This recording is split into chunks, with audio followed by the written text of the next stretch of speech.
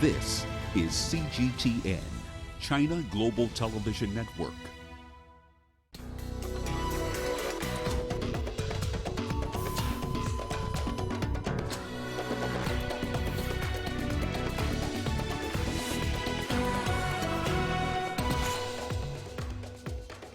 Ethiopia's government says more than 70 people killed in recent clashes. South Sudan's government insists the country's peace deal is still on track. And the U.S. House of Representatives votes to formalize impeachment process against President Trump. Hello and welcome. You're watching Africa Live. We're coming to you live from Nairobi. I'm Hannah Vivier, and here with the latest in your business news is Rama. Thank you very much, Hannah. Here's what's coming up in the course of the hour. Zimbabwe's economy will contract by over 6% this year. And South Africa's debt-to-GDP ratio is getting very, very close to the 70% mark.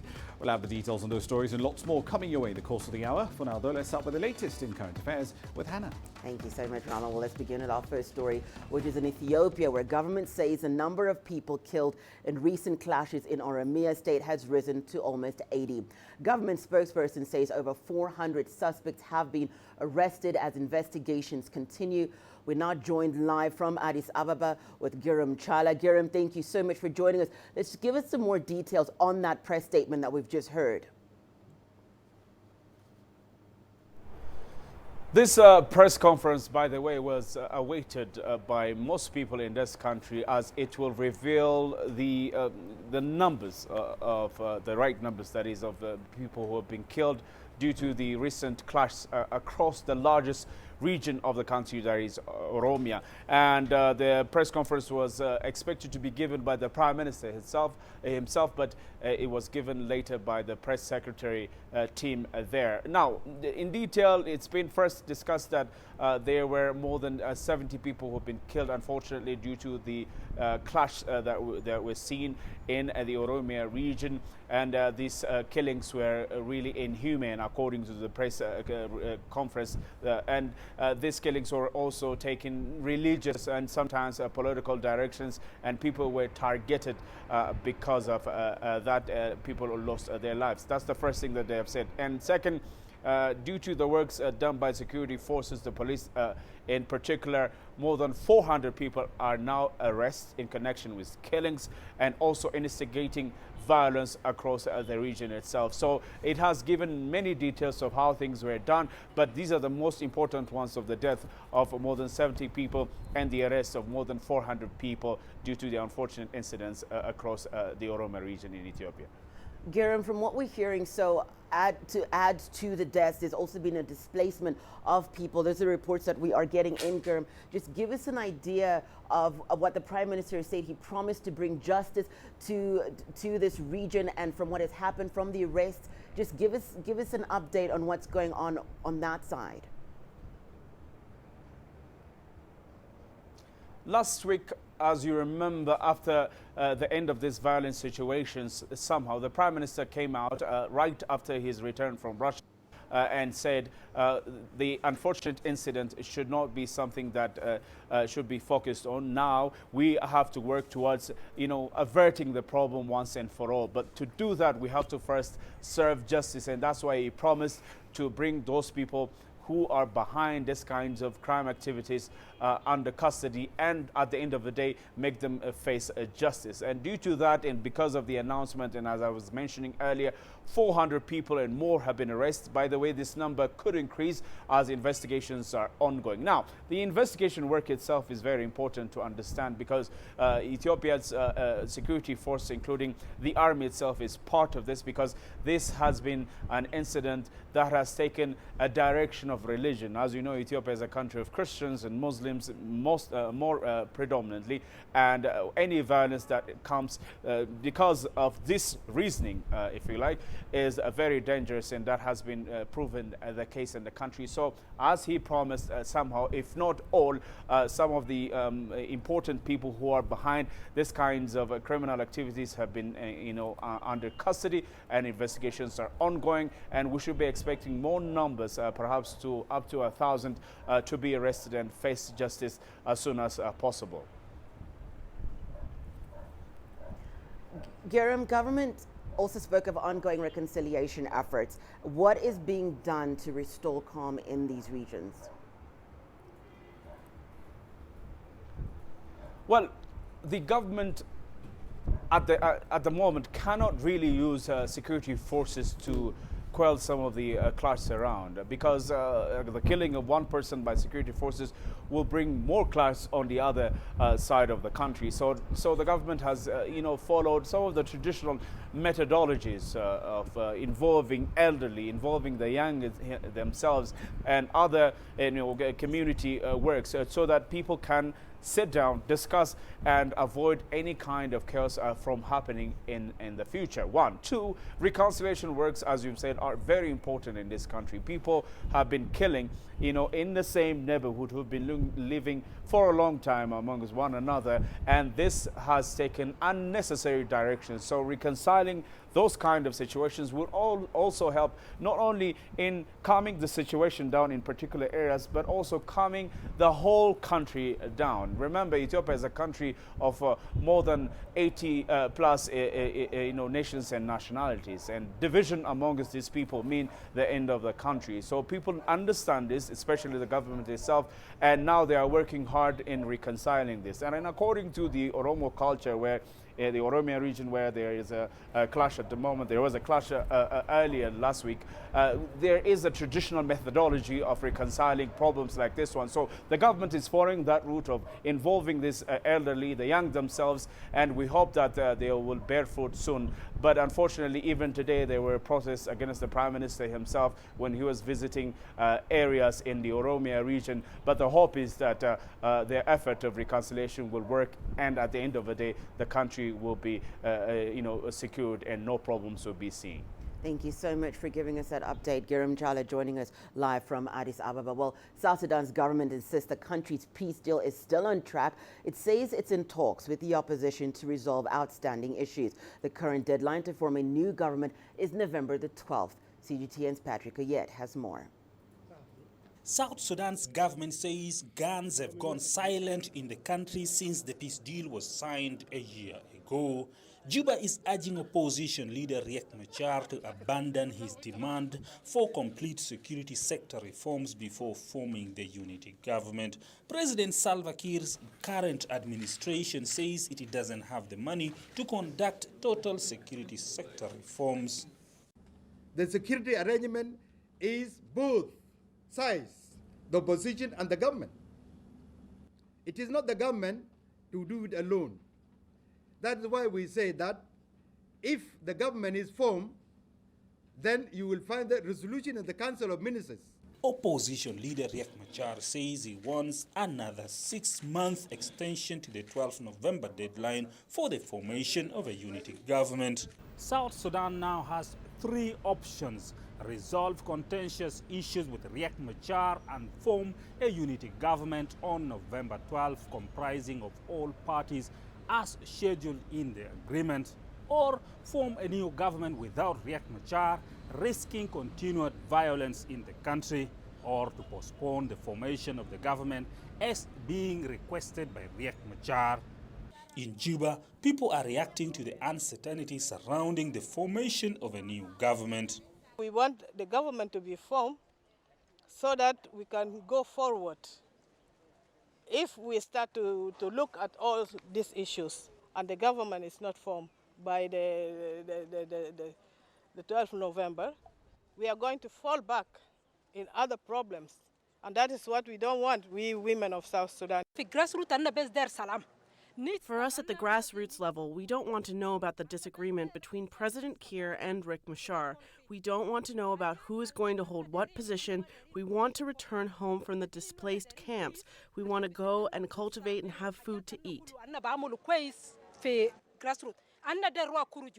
The East African Regional Body, the Intergovernmental Authority on Development, or IGAD, is expected to convene a meeting of all the parties to the peace deal before the November 12th deadline and come up with a way forward. Patrick Oyet, CGTN, Juba, South Sudan.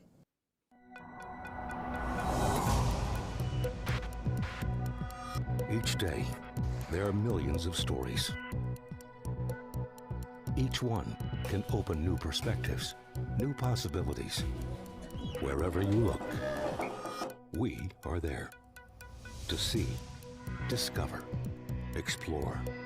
We put the pieces together to find what really matters to you, all around the world, all around the clock.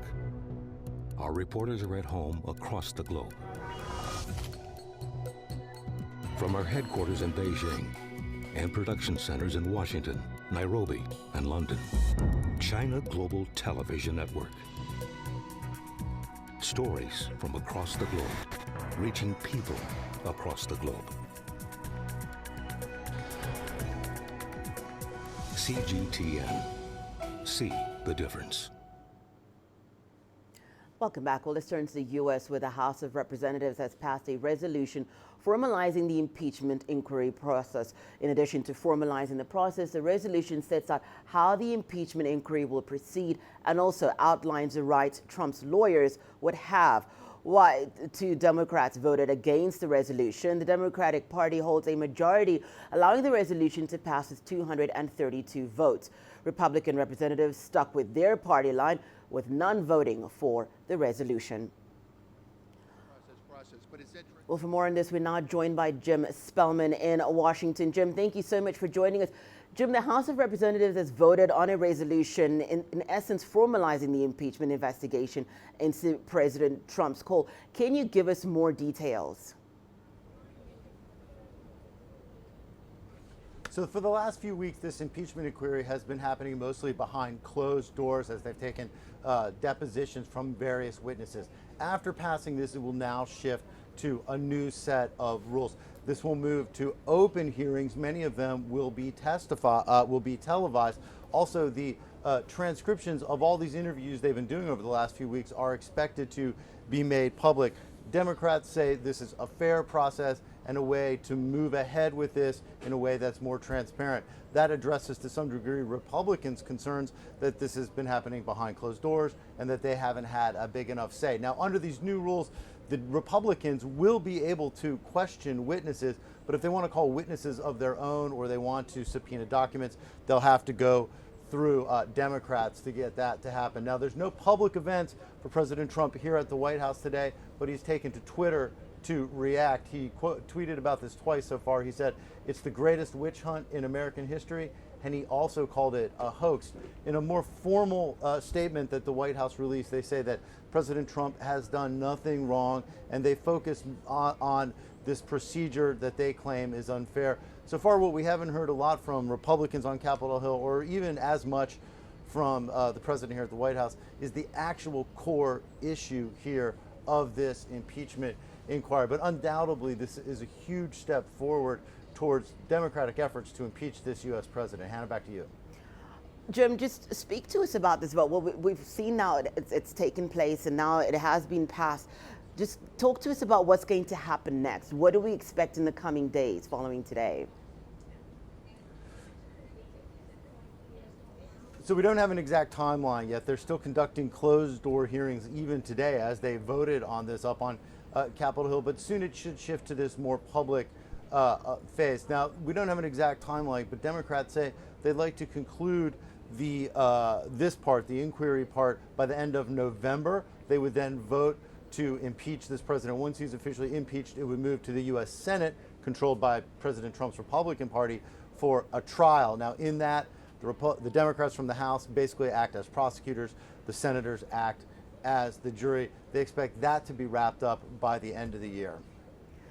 Jim, Hannah? You have mentioned about how the president, he said this not just today, he talked about his tweets, but he has said this in the past, again, talking about this being a witch hunt. What really is behind this impeachment inquiry, Jim? So the key issue here is, did President Trump and his inner circle use U.S. foreign policy for personal political gain? At issue is relations between the United States president and the new president of Ukraine. There was about $400 million in foreign assistance that was withheld by the White House as they sought to have this new government in Ukraine begin investigations, one into President Trump's political rival, the former Vice President Joe Biden, and another investigation into the 2016 presidential election. So the key question has become, was there a so-called quid pro quo here? Did President Trump hold up that aid and also hold up an in-person meeting with President Zelensky of Ukraine, trying to get these investigations launched so that they could potentially help him in next year's presidential election? That's what this whole investigation has boiled down to. That's what almost all of these witnesses have addressed, and we will begin to see the Democrats drill down on this in public sometime soon. Hannah, back to you. Thank you so much for joining us. Jim Spellman joining us live from Washington. Well, we are now going to take a short break. When we return, more news, including UN migration body suspends Ebola screening after 3 aid workers killed. South Sudan Ebola screening, while Somalia seeks to commitments to end recruitment of child soldiers in the country. An open platform to a market of close to 1.4 billion people. A new platform strengthening global economic cooperation. A progressive platform promoting innovative growth and inclusive development. Join CGTN and its integrated media teams as we take you to the second China International Import Expo in Shanghai. We'll show you how the expo reflects a new era of China's opening up, how it builds a shared future of global economic prosperity, and what this means for consumers, businesses, and policymakers. Only on CGTN.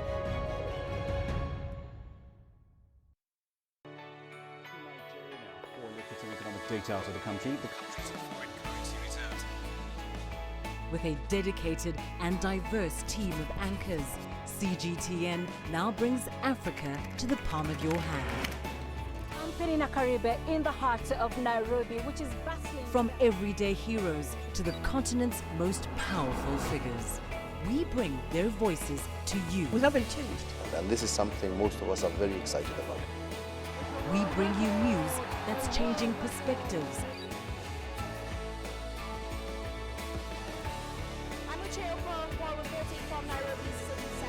News that brings Africa to the world.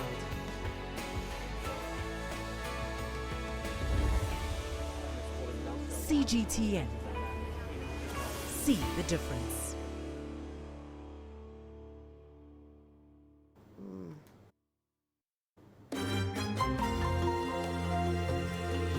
Africa Live. Find your voice.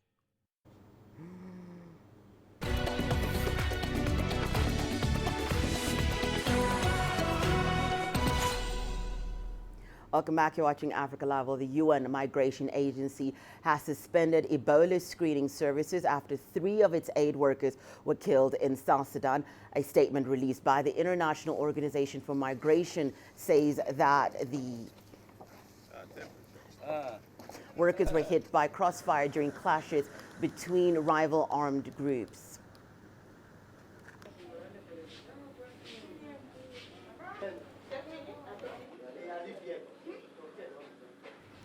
Well, more than 800,000 people in the North Kivu province of the DRC are being vaccinated for cholera. The second phase of an oral vaccination campaign is funded by the Ministry of Health and supported by the World Health Organization. It will target everyone older than 12 months of age.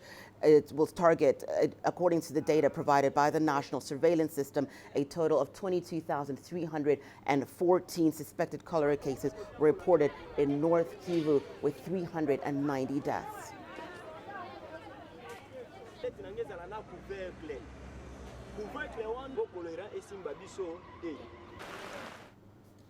Well, delegates from the UN Special Representative on Sexual Violence in Conflict meeting in New York say the conflict-related sexual violence is a threat to peace and security on the continent. The delegations are now urging the international community to cooperate and to address the issue and give solutions. According to the UN Special Representative on Sexual Violence in Conflict, Pramila Patten, the past 10 years have seen more concerted action to combat this scourge. Patten went ahead to urge her colleagues to provide a survivor-centered, right-based response which requires giving voice and choice to survivors and enshrining their experience on the historical record. A survivor-centered, rights-based response requires tailored, contextual solutions. It means giving voice and choice to survivors, restoring their agency, building their resilience, and enshrining their experience on the historical record.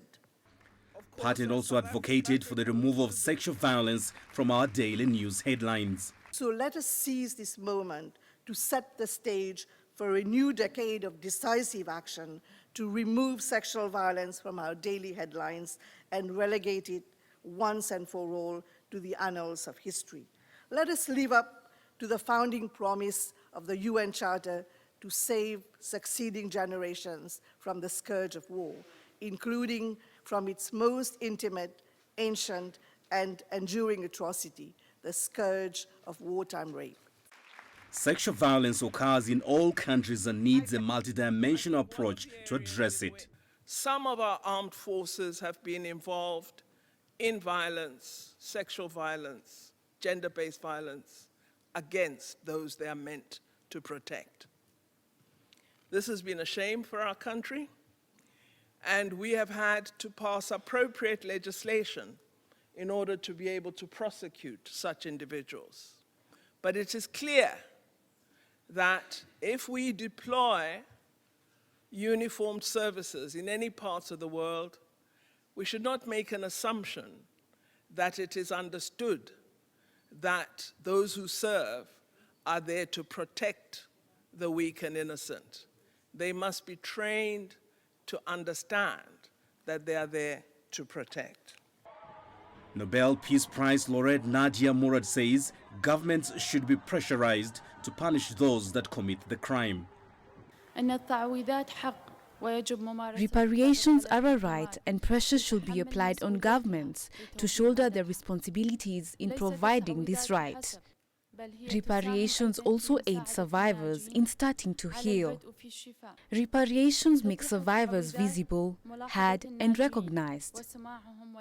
Survivors cannot start gathering the broken pieces of their lives and begin rebuilding without reparations. The meeting also marks the launch of a new global fund for survivors, which came as a result of efforts by Nobel Peace Prize laureates Nadia Murad and Denis Mukwege. Daniel Arap Moy, CGTN. Well, Somalia has renewed its commitments to end the recruitment and use of child soldiers in the country. Authorities have assigned a roadmap detailing practical measures to prevent violations against children. CGTN's Tulisha Balala has more.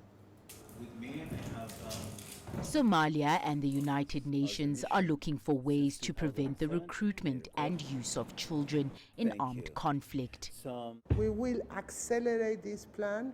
The whole United Nations body and the civil society of good faith will support this plan so that across Somalia, in all regions, all law enforcement officials, all members of any armed force will be the first to protect children from violations. And for this, we will support the possibility of vetting, of screening, of capacity building, and of ensuring that children that are captured or that escaped, or children that are in any way released, will also receive the rehabilitation and reintegration needs that they deserve. According to a UN report released in June this year, armed groups in Somalia forcefully recruited and used over 2,000 boys and 72 girls in 2018. The government is not accept that we recruit under 18 years old, although there is other elements like Al-Shabaab and Daesh. Those are also using the children is under 18 years old. So we thank the United Nations, and we thank also as well as the General UN Security Council, who has also assisted us, the PPF fund. While in Somalia this past week, UN officials visited Badoa, the capital of the southwest state. Here, they launched a $2 million peace-building fund project to support the prevention of child recruitment and help former child soldiers to be rehabilitated and reintegrated into their communities. Our discussion focused on the protection of children from recruitment as fighters, protection of women's and children's rights. We had good discussions and agreed to launch a campaign and come up with plans to educate children. Preventing the recruitment of children and their participation in hostilities will hopefully go a long way to protecting them. Tuli Shabalala, CGTN. Well, China and Malawi continue to enjoy a growing partnership. China is financing many development projects in Lilongwe, such as the Umodzi Park, as part of cooperation between Beijing and Lilongwe. CGTN's Daniel Arap Moy brings us more from Malawi. The Malawian government says it's satisfied with its growing relations with Beijing. The country's information minister says bilateral ties between Malawi and China have developed steadily, with both sides keeping close coordination in the international scene. Currently, Malawi and China are continuing to enhance political trust through expansion of economic cooperation, with Chinese businessmen engaging in massive construction works in Lilongwe. China has been, assisting Malawi in many ways. We have received grants, we have received loans, which we have been able to put up different structures. For example, roads, the conference center, the international stadium, and other facilities. For example, recreational facilities. We've been able to do that through the grants and loans that we've been receiving from China. The Malawian government says China is one of Africa's vital and trusted partners in both trade and political cooperation. We also have our people, civil servants, business people, politicians, going to China to learn what Chinese people are doing in various sectors. So I would say, yes, we have this relationship, and for us, it's a mutual benefit from their end and even from our end. And we're very grateful that we can have this relationship by the Republic of China. Among the many areas of cooperation between Lilongwe and Beijing, China is also helping Malawi enhance its human resource base in the area of health by providing training to Malawian medical practitioners and students. The Southern African country has continued to play an active role in the Forum on China-Africa Cooperation, strengthening people-to-people and cultural exchanges with Beijing. Daniel Arap Moy, CGTN, Lilongwe, Malawi. Well, the prestigious University of Carthage in Tunis is hosting the first international conference called From Carthage to Beijing Through the Silk Road. Experts will shed light on the Belt and Road Initiative. Here's CGTN's Adnan Shuashi with more. This international forum is organized in collaboration with the Tunisian Studies Center at Beijing University of International Business and Economics, UIBE, and with other partner universities from China. This international conference shows how successful is the Tunisian-Chinese academic cooperation. It started in the 1990s. It's been reinforced to include all domains like education, scientific research, teaching Chinese, and student and teacher exchange programs. The Chinese ambassador to Tunisia welcomed the initiative. Wang Wenbin noted that an important Chinese delegation from the University of Economic Exchange and other educational institutions are taking part in the event. This exchange is within the framework of the Sino-Africa Cooperation, which kicked off 3 years ago. We're glad to realize that this kind of exchange has fruitful and concrete results, as it involves more students, academics, and intellectuals who are involved in boosting China-Tunisia ties. Students have attended several workshops and presentations on China's ambitious Belt and Road Initiative. I've loved China since my childhood. The Belt and Road Initiative is the most successful economic and cultural project in the world. It's changing Tunisia and Africa with gigantic infrastructure investment. It also encourages dialogue between China and the world. Organizers say the conference brings together most of the specialties in history, languages, politics, economics, commerce, thought, culture and heritage, and offers numerous opportunities for the economic and social fabric to strengthen the cooperation and the partnership in various fields. The first international conference, Tunisian Chinese Intellectual Forum, marks an important achievement as part of the implementation of the summit of the Forum on China-Africa Cooperation, as well as strengthening bilateral cooperation under the framework of the Belt and Road Initiative. Aden Shawishi, CGTN, Tunis. Well, up with your latest in business news, here is Rama. Thank you very much, Hannah. Here's what's coming up in business. Zimbabwe's economy will contract by over 6% this year. We'll explore why.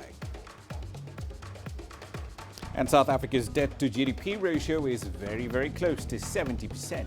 We'll have the latest next.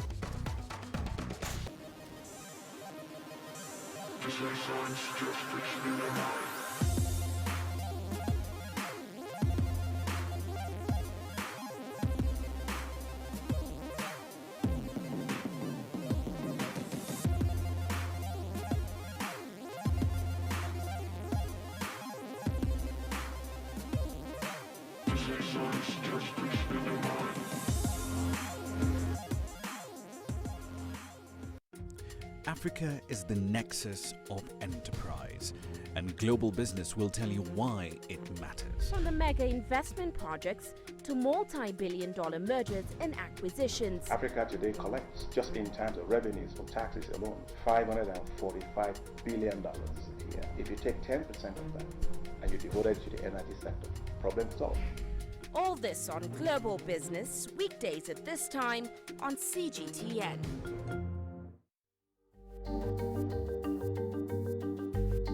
Africa Live. Find your voice.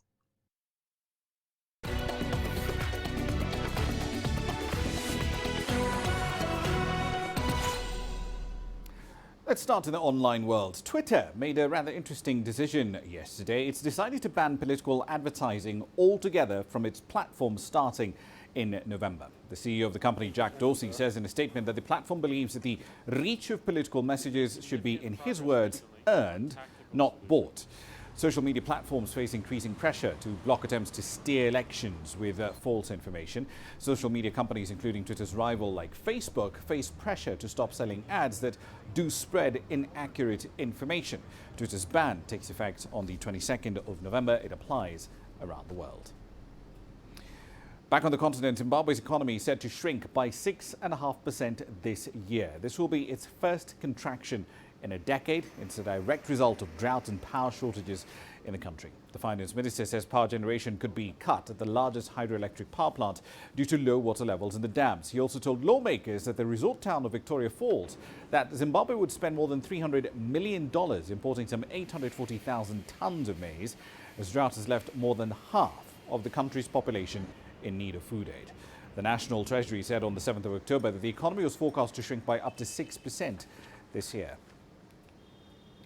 Elsewhere, South Africa's debt-to-GDP ratio is expected to reach 70% in the next 3 years. The country's finance minister, Tito Mboweni, made that shocking announcement when he delivered the medium-term budget statement in Parliament on Wednesday. Here's CGTN's Sumitra Naidu with the numbers.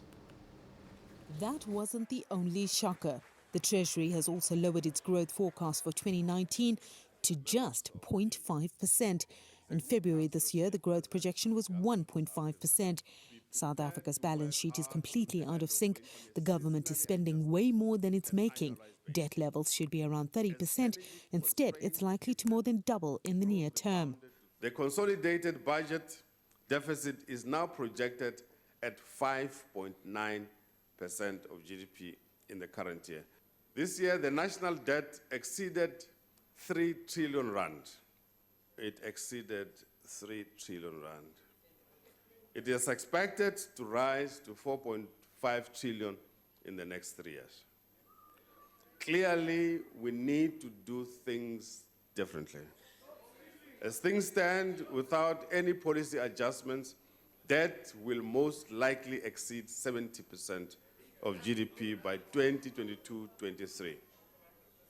This is a serious position that we find ourselves in. But the finance minister is getting tough. Austerity measures will see all government perks and extras scrapped. Various departments, including education, will have smaller budget allocations, and there will be no more support for state-owned entities. We must also wean state-owned companies off the national budget. They must learn to stand on their own feet. We cannot continue to throw money at ESCOM, I think everybody agrees. For the sizable support required, it cannot obviously be business as usual. In our view, Honorable Deputy Speaker, ESCOM must do the following. 1, run their current plant and equipment better. 2, achieve other operational efficiencies, including better cash management. 3, fast-track the separation of the utility into the 3 parts as endorsed by the political principles. There should be no doubt about these policy decisions. Going forward, new cash flow support will no longer be based on equity, but will be in the form of loans. Tax revenues are down 4%. Money will be allocated to SARS to help with tax collections. But with poor growth, the tax base isn't growing. The rand slumped immediately in reaction to the speech. The currency weakened at 2.5% against the dollar, pushing back to the 15 rand level. The debt and growth projections are worrying, especially with ratings agency Moody's set to deliver a review on Friday. Sumitra Naidu, CGTN, Johannesburg, South Africa. And that's going to be a very interesting Friday indeed. Still in South Africa, DRD Gold is still recovering from an attack early in the week when a gang of 17 armed men invaded its metallurgical plants. They made off with an estimated 17 kilograms of gold. Here's CGTN's Angela Coppola with the latest. DRD Gold security chief was fatally wounded during the attack at its Ergo plant in Brakpan on the east rand of Johannesburg. The gang stole an amount of calcine concentrate which contained an estimated 17 kilograms of gold, valued at around $820,000. The gang hijacked a crew bus outside the mine, took 10 hostages and forced their way onto the premises. The head of security realized they were hostages and went to investigate. He was spotted and he was shot by one of the assailants. They then managed to, after about an hour in the plant, they then managed to, once again, by way of automatic cover fire, they managed their way out of the plant. That incident was particularly shattering given the murder of the head of security of DRD Gold. In general, the Minerals Council has been concerned over the apparent growing incidence of violence and lawlessness in key mining areas. In an intelligence-driven operation, the mine and SAPS made a breakthrough fairly quickly, recovering half the gold in an upmarket house in an affluent area on the east rand of Johannesburg. However, the mastermind wasn't at home. The teams subsequent to the event, the investigative teams and the amount of top brass that's been thrown into this investigation, we thought that was actually quite impressive and also a way that they followed up on the information. The gold mining industry is under attack on several fronts by criminal elements. The minister will have to work out the plans. There has been a good discussion with him about them. And we trust appropriate action is going to be taken. It's not just the robberies, they're the zamas, they're also the community unrest, which is almost like communities being used as a tool in a protection racket kind of way, where operations are being disrupted, and unless you pay the right people, you don't get it. You don't get to produce. The days of being a purebred diamond or gold miner are long gone. Now, those in charge of those mines now have to look at military-style operations to protect their assets. I'm Angelo Coppola for CGTN in Johannesburg, South Africa. On to aviation now. Boeing's CEO, Dennis Muilenburg, has apologized to the relatives of the victims of the two 737 MAX crashes, one in Indonesia last October and another in Ethiopia earlier this year. 346 people were killed in both incidents. While attending a hearing at the US Senate, Muhlenberg, however, insisted that he would not be resigning. Giles Gibson filed this report from Washington, D.C. These are just some of the 346 victims of the 737 MAX crashes. Their photos carried into the US Congress by grieving relatives. Lawmakers have pledged they'll get to the bottom of what happened. And the CEO of the company who built the doomed planes has apologized repeatedly to the victims' families this week. We are deeply, deeply sorry. And we'll never forget. And I want you to know that. And we're committed to making the improvements that we need to make. But for Paul Njoroge, who lost his wife, 3 young children and mother-in-law in the Ethiopian Airlines crash, it's too little, too late. 8 months have passed since the crash, and it's easy to say that now because there has been a lot of pressure on Boeing from the public, from the media, from the families of the victims, from the US lawmakers, so it's easy for him to say that he regrets that.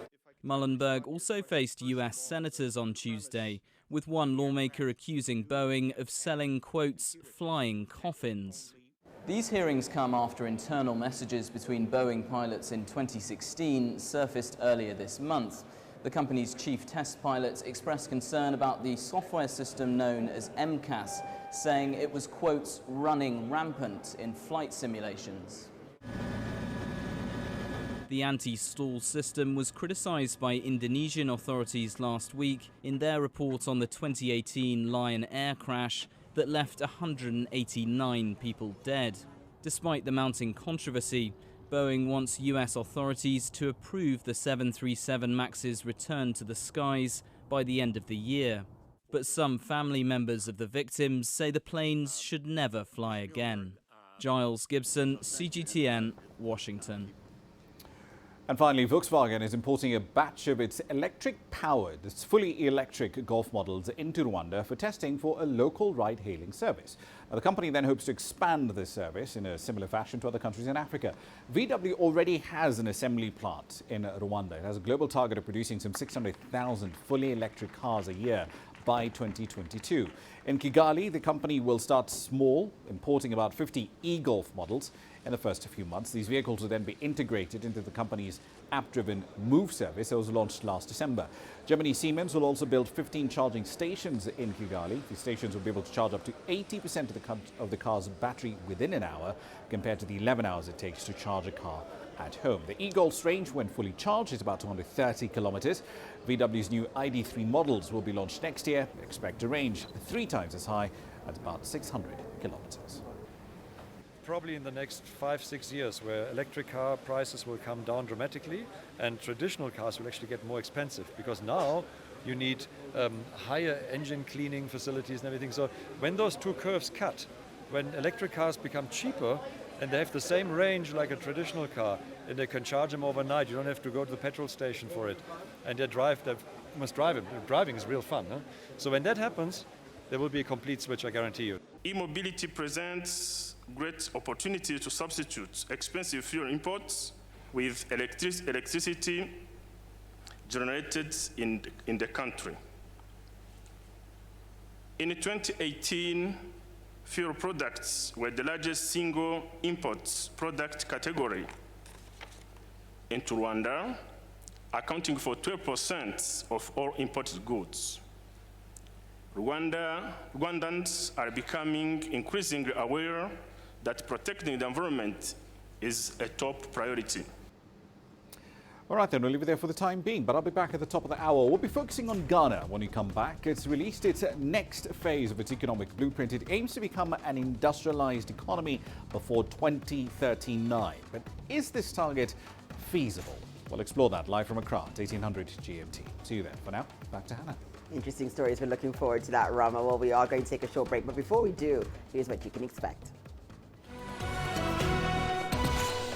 On World Cities Day, we take a look at what is happening in some of Africa's capital cities. Join us in Global Business and see Africa through our eyes. The greatest journeys, the greatest sights, the greatest adventures. Here in Qanater, this weir allows the locals to walk on water. We're far more than just TV news. We're your passport to the wonders of Africa. To bring you stories of struggle, survival and hope.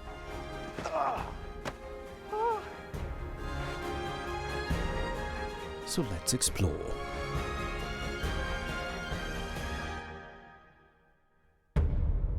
CGTN. See the difference.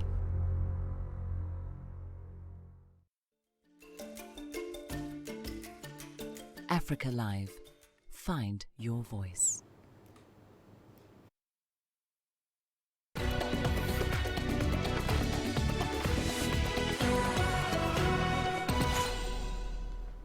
Welcome back. You are watching Africa Live. Well, the UN General Assembly has designated the 31st of October as World Cities Day. The day is expected to, among others, promote sustainable urban development around the world. Under the theme, Changing the World, Innovations and Better Life for Future Generations, the UN aims to promote the international community's interest of implementing the new urban agenda globally. Let's now take a look at what is happening in some of Africa's capital cities, beginning with Johannesburg. Johannesburg is one of the richest cities on the African continent, a metropolis with the highest skyscrapers in this country. Affectionately known as Jozi or Johannesburg, is the wealthiest province in South Africa, but it remains deeply unequal. It's a city that has suburbs such as Sandton, a vibrant modern neighborhood that contains the richest square mile on the continent. There's also Alexandra, or Alex, a sprawling township that's situated just a few kilometers from Sandton. Alex continues to battle unemployment, poverty, crime, and poor services. Johannesburg is a city with a population of just over 5.6 million, making it the most populous city in South Africa. Johannesburg is a resilient city and is part of the global resilient cities, or it's part of the 100 resilient cities. When you look on the recent global competitiveness report of the World Economic Forum, you start as well to see that Joburg is one of the cities that puts South Africa in the map with regard to its economy, with regard to its doing business. The city has its shadowy past. Johannesburg has many sites relating to the struggle to end racial segregation, among them the Apartheid Museum and the Hector Peterson Memorial. It's also been the scene for some xenophobic attacks. The Johannesburg city centre remains a city area that some prefer to avoid, but it's undergoing major rejuvenation. On its own, it is able to as well accommodate diverse African people, and it has shown that above its counterparts like your Accra, like your Lagos. So Joburg has good management, and it continues to be growing and competent. On the northern side of Jozi, the rich live in the luxurious northern suburbs. This is where the food at some restaurants is Michelin star quality and house prices are eye-watering. These areas remain largely white, but this is slowly changing. Sizo Hena is one of South Africa's celebrity chefs. He owns a restaurant in the northern suburbs and tells us that 25 years after the dawn of democracy, it remains quite tricky to be a black person in the restaurant industry. Being black and being a chef is the most difficult thing in South Africa.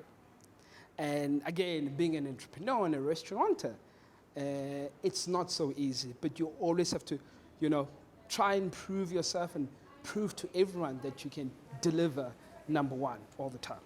With all its many challenges, Johannesburg continues to strive to be the best city on the continent, if not the world.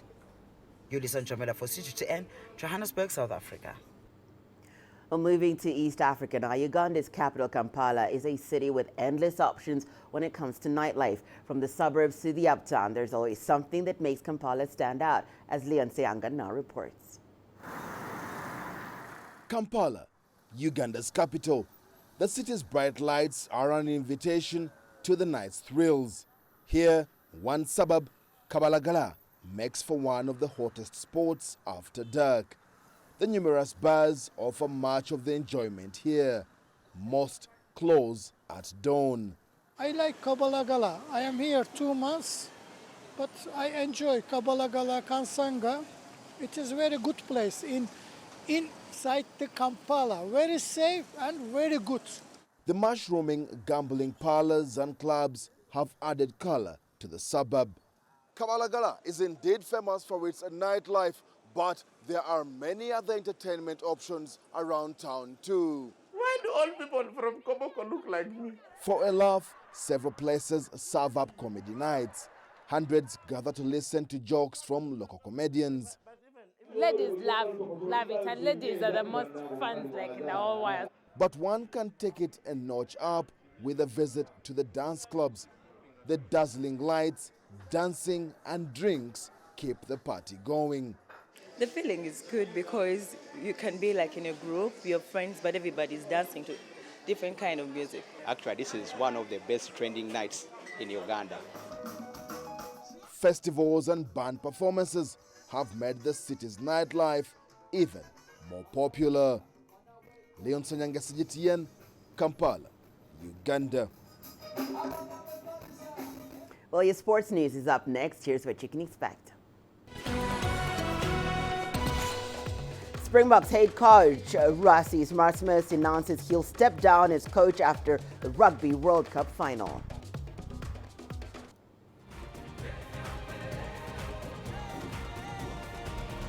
Africa Live. Find your voice.